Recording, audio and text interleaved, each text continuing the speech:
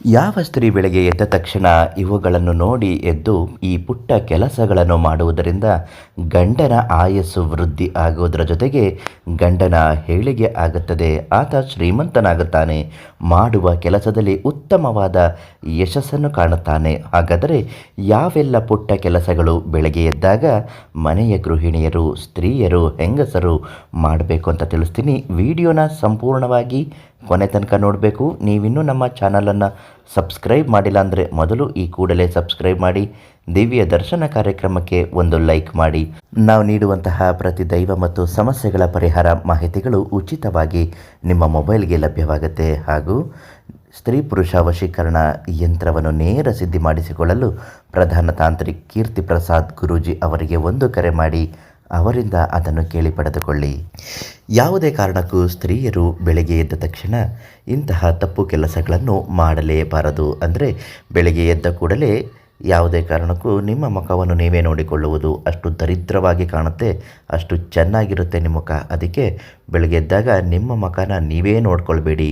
ಅದರ ಬದಲಿಗೆ ಯಾವುದಾದರೂ ಒಂದು ಸೌಮ್ಯ ರೂಪದಂತಹ ದೇವಿಯ ಮುಖವನ್ನು ನೋಡಬೇಕು. ಮಹಾಲಕ್ಷ್ಮಿಯ ಮುಖವನ್ನು ನೋಡಿ ಎದ್ದ ತಕ್ಷಣ ಎರಡೂ ಕೈಯಿಂದ ನಿಮ್ಮ ಮಾಂಗಲ್ಯವನ್ನು ತೆಗೆದುಕೊಂಡು ಕಣ್ಣಿಗೆ ಒತ್ತಿಕೊಳ್ಳಬೇಕು. ಈ ದಿನ ನನ್ನ ಗಂಡ ಮಾಡುವಂತಹ ಎಲ್ಲ ಕೆಲಸಗಳಲ್ಲೂ ಯಶಸ್ವಿಯಾಗಿ ಕಾರ್ಯಗಳು ನಿರ್ವಿಘ್ನವಾಗಿ ಸಾಗಲಿ, ಆತನಿಗೆ ಉದ್ಯೋಗದಲ್ಲಿ ಯಾವುದೇ ತೊಂದರೆಗಳಾಗಬಾರ್ದು, ಆತನ ಆರೋಗ್ಯದಲ್ಲಿ ತುಂಬ ಪರಿಪೂರ್ಣವಾಗಿ ಚೆನ್ನಾಗಿರಬೇಕು, ವ್ಯಾಪಾರಸ್ಥರಾಗಿದ್ದರೆ ಒಳ್ಳೆಯ ವ್ಯಾಪಾರ ಅವನಿಗಾಗಬೇಕು ಅಂತ ಬೇಡಿಕೊಳ್ಳಬೇಕು. ಯಾಕೆಂದರೆ ಮಾಂಗಲ್ಯಕ್ಕೆ ಅಪಾರವಾದ ಶಕ್ತಿ ಇದೆ, ದೈವ ಶಕ್ತಿ ಅದರಲ್ಲಿದೆ. ಮದುವೆಯ ಸಂದರ್ಭದಲ್ಲಿ ಮುತ್ತೈದೆಯರು ಆ ಮಾಂಗಲ್ಯವನ್ನು ಮುಟ್ಟಿ ಆಶೀರ್ವಾದ ಮಾಡಿ ಅರಸಿದಂತಹ ಮಹಾವಸ್ತು ಮಾಂಗಲ್ಯ. ಅದಕ್ಕಾಗಿ ಮಾಂಗಲ್ಯವನ್ನು ಮುಟ್ಟಿ ನಮಸ್ಕಾರ ಮಾಡಿದರೆ ಏನೇ ಕೇಳಿಕೊಂಡರೂ ಸಹ ಅದು ಖಂಡಿತ ನೆರವೇರುತ್ತೆ, ಗಂಡನ ಆಯಸ್ಸಲ್ಲೂ ವೃದ್ಧಿಯಾಗುತ್ತೆ. ಇನ್ನು ಎರಡನೆಯದಾಗಿ ತೆಂಗಿನ ವೃಕ್ಷವನ್ನು ನೋಡಿ ಕೆಲಸವನ್ನು ಪ್ರಾರಂಭ ಮಾಡಬೇಕು.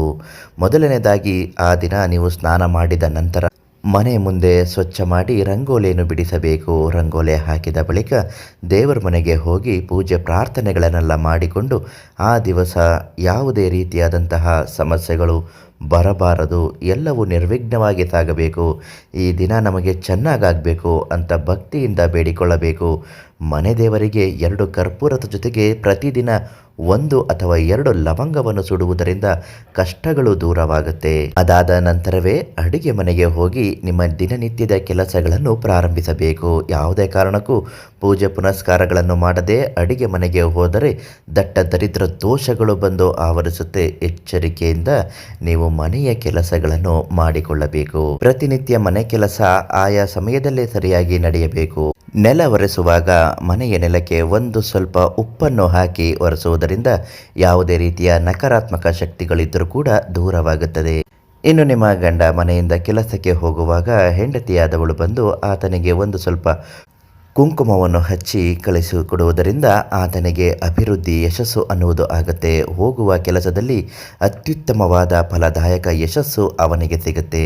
ಆರೋಗ್ಯವಂತನಾಗುತ್ತಾನೆ, ಶ್ರೀಮಂತನಾಗುತ್ತಾನೆ, ವ್ಯಾಪಾರ ವ್ಯವಹಾರದಲ್ಲಿ ಅಭಿವೃದ್ಧಿಯಾಗುತ್ತದೆ. ಆದ್ದರಿಂದ ಗಂಡ ಹೆಂಡತಿ ನಡುವೆ ಯಾವುದೇ ಸಮಸ್ಯೆಗಳು ಇದ್ದರೂ ಕೂಡ ಎಲ್ಲವೂ ಕಡಿಮೆ ಆಗುತ್ತೆ. ಮರೆಯದೆ ಆ ದಿವಸ ಪೂಜೆ ಮಾಡಿದಂತಹ ಸಿಂಧೂರವನ್ನು ಗಂಡನ ಹಣೆಗೆ ತಿಲಕವಾಗಿ ಹಚ್ಚಿ ಕಳುಹಿಸಿಕೊಡಬೇಕು. ಈ ರೀತಿ ಮಾಡಿ ನೋಡಿ, ಅತ್ಯುತ್ತಮವಾದ ಫಲದಾಯಕ ನಿಮ್ಮದಾಗುತ್ತದೆ. ಹಾಗೂ ನಿಮ್ಮ ಜೀವನದ ಯಾವುದೇ ಸಮಸ್ಯೆಗಳಿದ್ದರೂ ಶಾಶ್ವತವಾದ ಪರಿಹಾರಕ್ಕಾಗಿ ಪ್ರಧಾನ ತಾಂತ್ರಿಕ್ ಕೀರ್ತಿ ಪ್ರಸಾದ್ ಗುರೂಜಿ ಅವರಿಗೆ ಒಂದು ಕರೆ ಮಾಡಿ ನಿಮ್ಮ ಸಮಸ್ಯೆಗೆ ಶೀಘ್ರ ಪರಿಹಾರವನ್ನು ನೀಡ್ತಾರೆ.